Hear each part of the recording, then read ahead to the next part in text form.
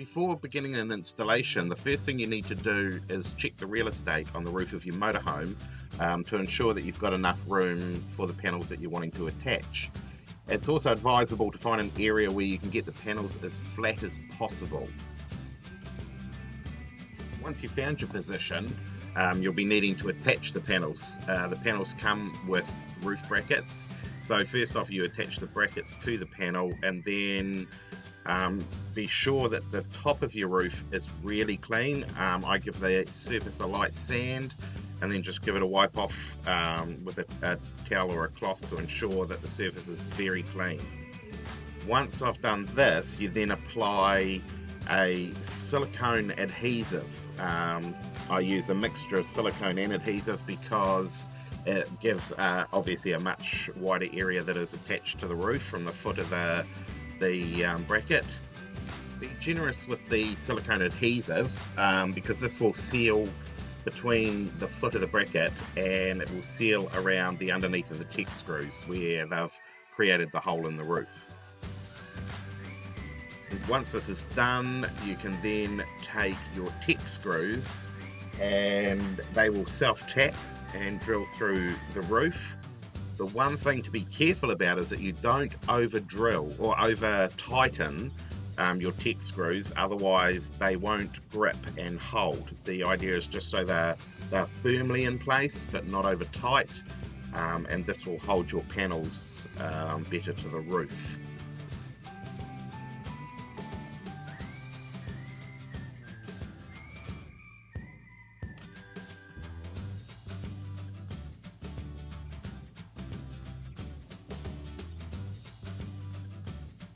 Next up, we want to connect all the cables. Because we're using two panels, we will have a positive and a negative coming from each panel. This is where Sunnytech supply a splitter for each panel. So basically you'll take the positive and the negative from each panel and attach them to the positive and the negatives on the splitters.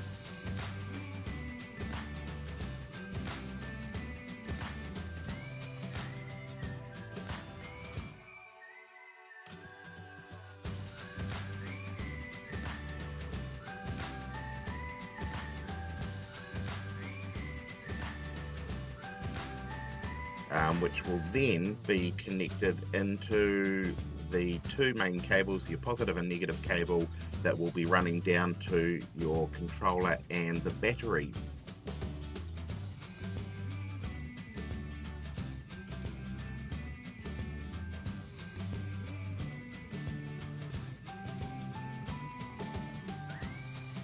It's nice to probably try and find an area to tuck your cables away so they're not all over your roof. If you're going to do a long run, it pays to get some fittings to attach your cable run to the roof so it doesn't move around freely.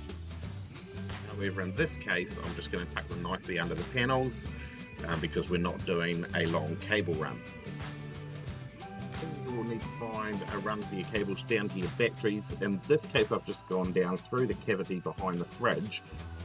Final thing is to run your positive and negative cable from your batteries into your controller and then attach the solar panel cables to your controller.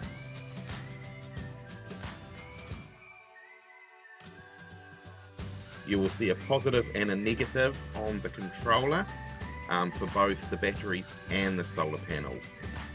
Just a couple of things to remember is always add your battery cables first to the controller, your positive and negative cables, and then attach the solar positive and negative cables to your controller. Once this is done, you can refer to the controller manual.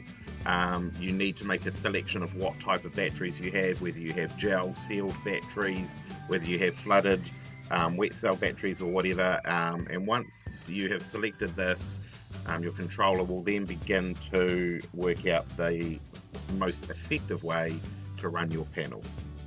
Just a final note, just make sure that any holes that you've made to run cables or attach panels are really well sealed with silicone, and apart from that, enjoy your newfound freedom with your solar energy.